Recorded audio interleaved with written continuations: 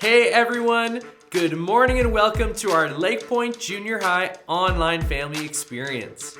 My name is Pastor Ethan and I'm so excited that you are participating online today. Now, today, I want to share a story with you, and it's a story about me when I was in grade 9. And so it was the start of the school year, and I started hanging out with this group of 7 or 8 guys, and we became close friends really quickly. We were the group that would stand by our lockers and block the hallways. When we would walk to class together, it was like the mob moving through the crowds. We were basically an unstoppable force. We shared a lot of the same interests. Hunting, fishing, farming, tractors, things that most people are interested in. And so that's who I hung out with for my entire grade 9 year. Well, it was just before Christmas, and we were all sitting together in the cafeteria eating our lunches, and I don't remember who it was, but this random person walked up to our group and just started talking to us. And that's fine. That's not the part of the story. This is where it gets really good. One of my friends, his name was Derek. He was like the head honcho of our group. And being the type of stand-up guy he was, Derek turned and introduced this person to everyone in the group. He said, "Hey, this is Cody. This is Luke, this is Steve, this is Nick," and then he got to me. And he kind of paused with an awkward look on his face, and this is what he said. I remember it to this day. He said, "I'm sorry, man. What's your name again?" Oh, ouch. It was so awkward. It was awful. It hurt me on the inside. And, of course I had to respond. And so, I tried to be cool, but man, in that 5 seconds, it became clear to me that we weren't as good of friends as I thought we were. I didn't talk much in the group, but I hung out with these guys all the time. I was literally with them every day for 4 months, and Derek didn't even know my name. Obviously, my friendship with Derek wasn't as personal as I thought it was. Now, today we are in week 3 of a series called It's Personal, and I'm excited to learn more about how God makes it personal with us and how we can make it personal with others. To be honest, I wish that my friend Derek would have made it more personal with me and just learned my name. Now, before we get into our series, I would love if you would take the next 60 seconds to fill out our connection card. You can find it right on the main page of the LakePoint app. And what I love about the connection card is it serves as LakePoint's guest book. It's how we can be personal with you. And so whether you're watching for the first time today or you've been watching for a while, we would love for you to sign our guest book this morning. It's also a great way for us to stay connected, and it provides you with an opportunity to sign up and see our current and upcoming campaigns and initiatives here at the church. So let's take the next 60 seconds and fill out the form together. In 3, 2, 1.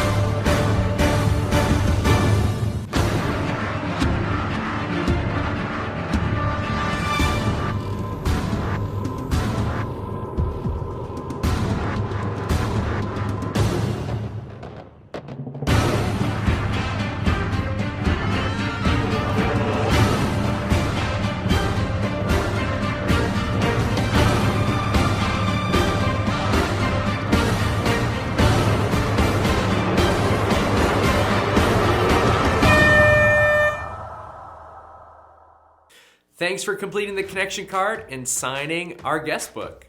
Now today, I want you to think back to all of the dangerous things you've ever done in your life.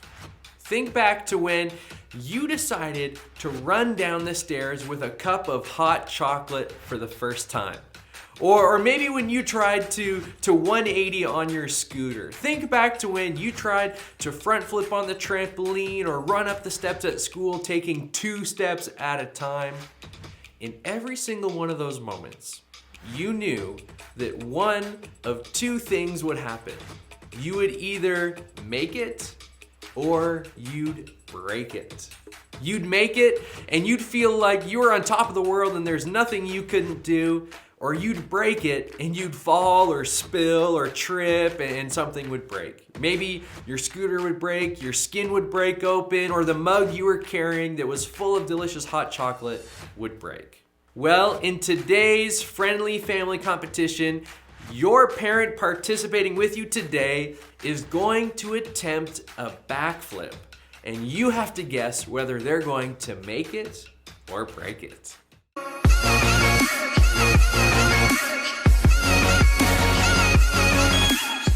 All right, let's see who can backflip. I'm totally kidding. That's actually a really bad idea. Please don't try and backflip if you don't know how to backflip. But what we are going to do is we're gonna watch a few video clips and the video is gonna pause just before they either make it or break it, and you have 10 seconds to decide what's going to happen. The person who guesses right the most is going to be today's Make It or Break It champion. So let's see those clips. Make it or break it.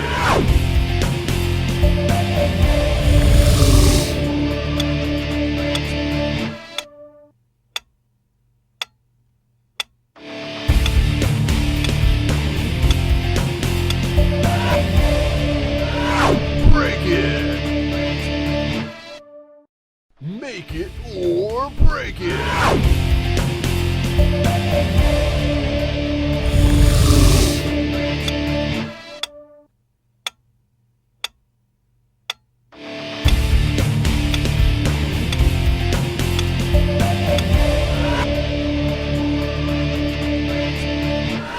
Break it. Make it or break it.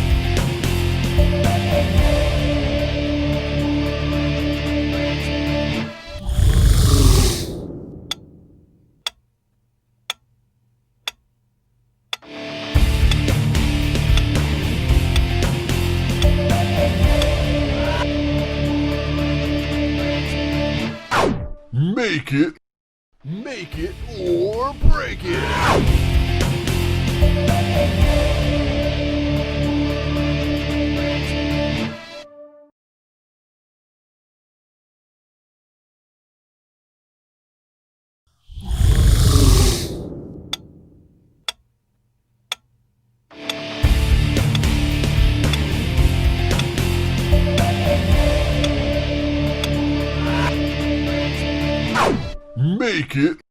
Make it or break it.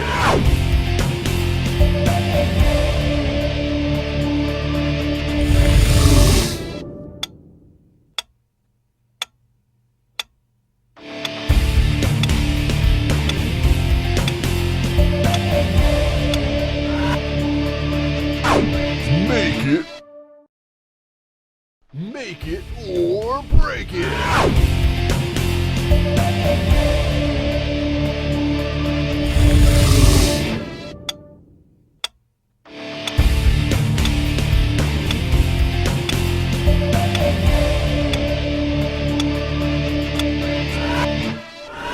Break it. All right, well, congrats to your family's Make It or Break It champion. Now, take a few minutes to capture a photo of you and your family participating today and post it in our LakePoint Junior High Facebook group for the chance to win a prize. The prize this week is a Tim Hortons gift card for students. And for the parents, we've got an incredible parenting resource that helps optimize the time that we spend with our kids. So go, take a photo, post it in our Facebook group, and then jump back to the video as we move into our teaching series titled It's Personal.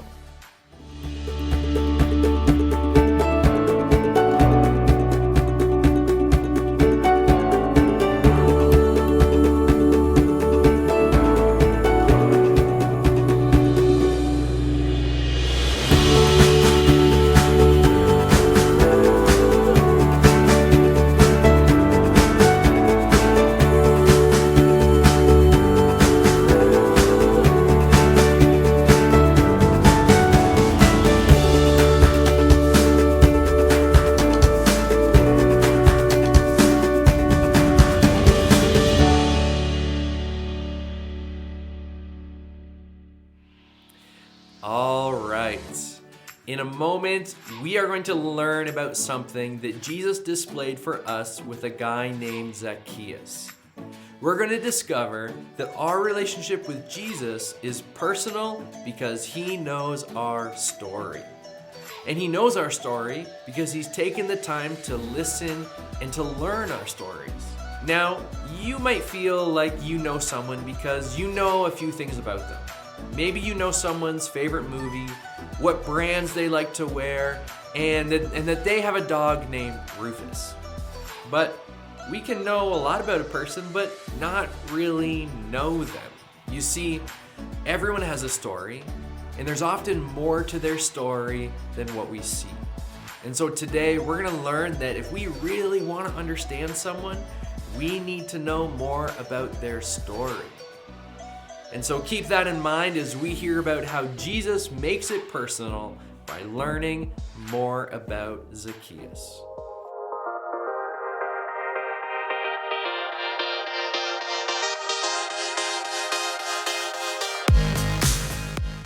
Super Gene! Super Gene! Super Gene! What's up, friends? I think we can all agree that superhero movies are pretty big nowadays. Between Marvel and DC, we have enough movies, video games, and spin-off shows to keep us entertained for a long time. One of my favorite things about superhero movies is the super cool, like, hero landings and jumps and poses and sayings that superheroes have.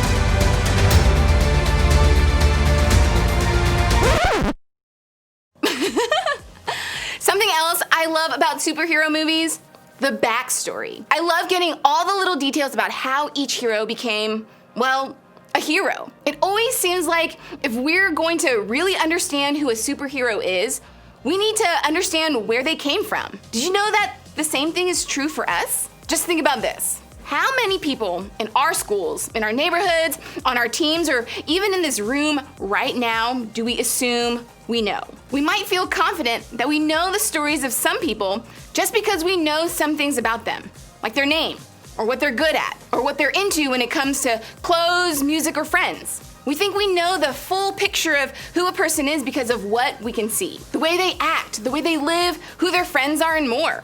That tells us all we need to know, right?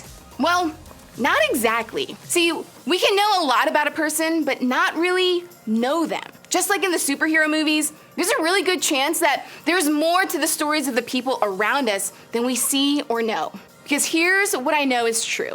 Everybody has a backstory. And each and every person we think we know, there's more to their story than what we can see. And if we really want to know someone, we have to understand where they come from. We have to see more than just what's on the outside. We have to understand the people, experiences, beliefs, and more that make them who they are. Now, I think you probably know what I mean because you have a backstory. You know that in your own life, there's more to the story, and you want the people around you to recognize that too. Maybe you got angry and yelled at a sibling this week. You found yourself thinking, she'd understand if she knew about the friend drama going on right now. Or maybe you turned an assignment in late and thought, my teacher would be more understanding if she knew that the power got shut off at our house this week. Maybe you stopped texting a friend back and thought, they have no idea how depressed I am. If they did, they'd know why I'm not responding. That stuff going on that you wish other people would consider, that's your backstory.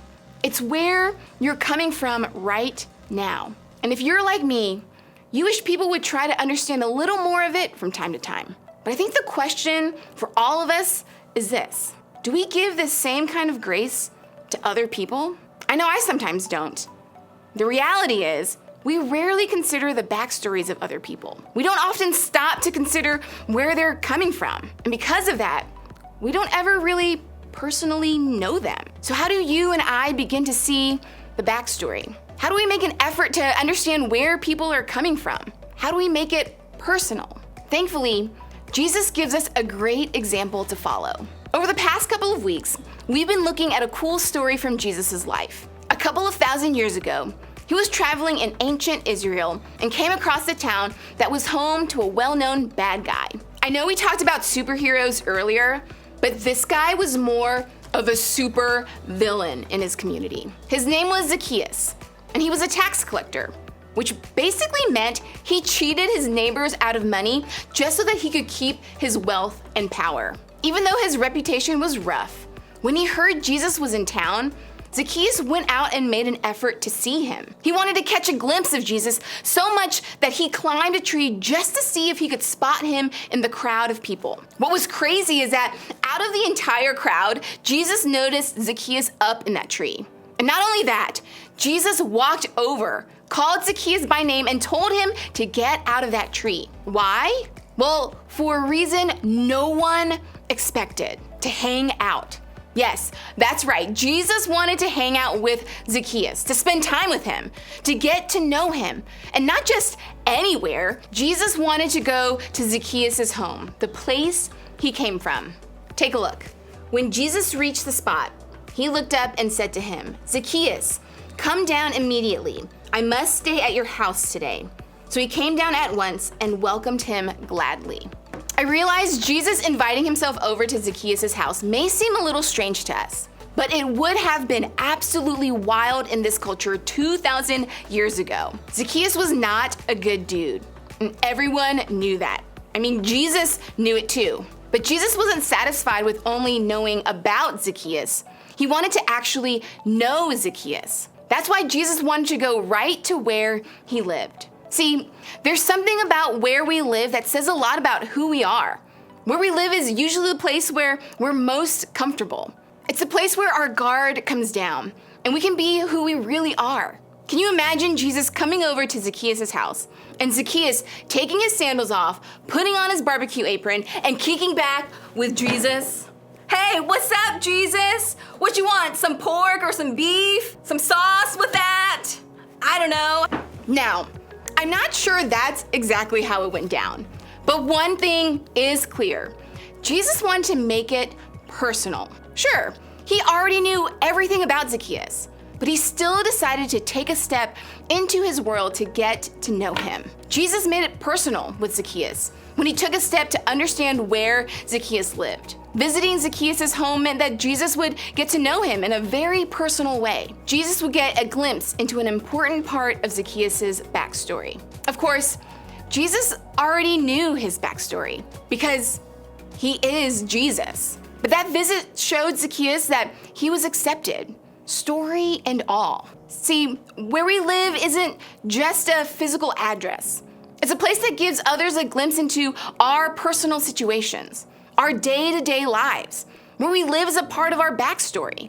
It's the part most people don't typically get to see. And what's cool is that what Jesus did for Zacchaeus was an example of something that Jesus does for you and for me too. While he may have walked into just one man's house that day, it gives us a small glimpse into the way God stepped into all of our lives when he chose to send his son, Jesus, to earth. The God who created the universe stepped into our world to understand where we come from, to show us how much he cares, to understand our stories in a real and personal way. It's personal because Jesus understands your story. He knows our stories because he knows where we live and what it's like to walk in our shoes. He doesn't just see and understand a little bit about us. He knows us because he knows our whole story. And he loves us no matter what. If the way we treat other people is going to be personal, then we have to choose to understand their stories, just like Jesus does for us. So, where do we start? Well, before we get to know others, we might need to become known ourselves. For some of us, our first step might be to acknowledge that Jesus wants to know you personally. In fact, he already knows you better than you know yourself. But you might need to invite him into your story. He wants to be a part of your life in a real, personal way. You can talk with your group leader or a friend you trust about what it means to follow Jesus and experience life the way that he says is best for you. Then, it might be time to let someone else into your story. Your step might be to share more of your story with someone else. Not just some random person or a stranger, but someone who really cares about you. Someone you trust who is really a big part of your life. A great place to start is with your small group. What if you started to share a little bit more about where you come from? What if you told them a little bit about what your life is really like? What if you opened up to share more of your backstory? It could be the step that helps them know and care about you personally in a way they couldn't before. Maybe you're in a place where you want to make it personal with others, the way Jesus did for you. You can do this by giving someone the gift of going second. In other words, you can be the first one to share. You can choose to share a little bit of your own backstory so that other people know it's safe to share some of theirs with you. When you share a little about what you're living with right now, it can give someone the courage to do the same. And when someone does share their story with you, make sure you choose to listen and ask questions to learn more. When you show someone you care by listening and wanting to know more, you show them just how personal getting to know their story is for you. Just imagine if getting to know the stories of your classmates, teammates, and neighbors was something you took personally. You'd start seeing people for who they really are instead of who you think they are. You'd become known as a person who really cares, a person they can trust, a person who wants to know people in a real and personal way. You actually have an opportunity to do just that in your group. It's a place to ask questions, to listen, and get to know their whole story. And you can share your story with them in return. So remember, it's personal because Jesus understands your story. And as you get ready to share a little more of your story with your group today, I want you to think about this. What's one thing most people don't really know about you?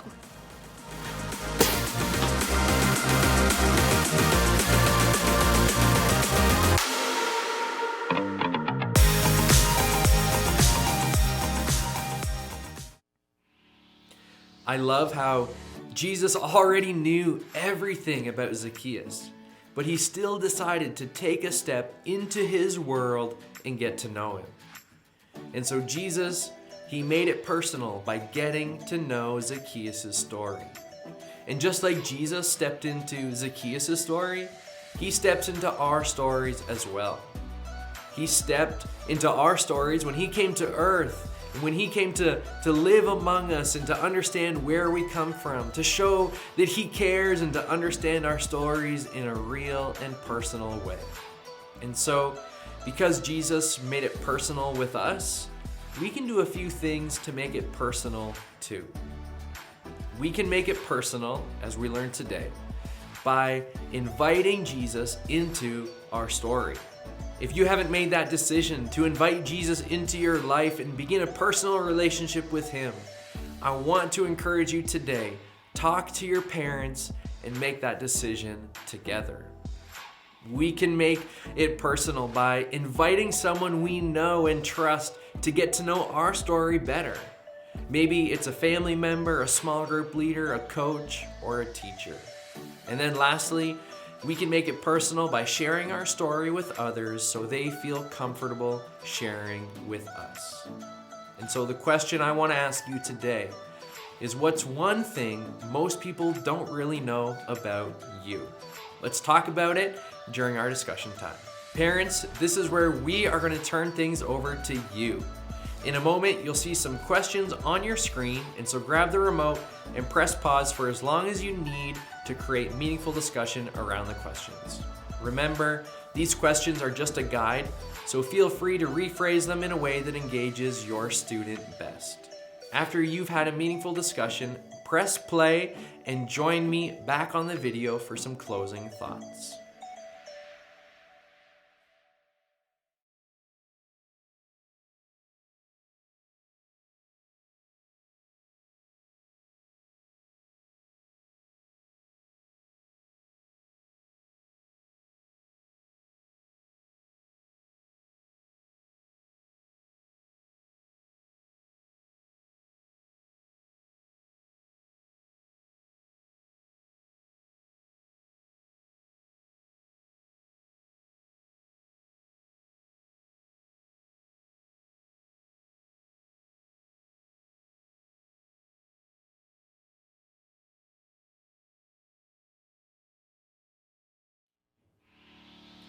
Thanks for a great week at junior high, everyone. Remember to post in our junior high Facebook group your photo of your family participating today for the chance to win those prizes. Just head to Facebook, search LakePoint Junior High, and request to join the group. If you aren't on Facebook, you can just email me your photo to ethan@lakepoint.church, and I'll make sure you get added into the draw. Now, to close our time this morning, take the next 2 minutes together and pray together as a family, and then head to the LakePoint app to access our weekday devotionals that go along with our series. You'll find them in the Family Resources section. Have a wonderful week, friends. We'll see you next time.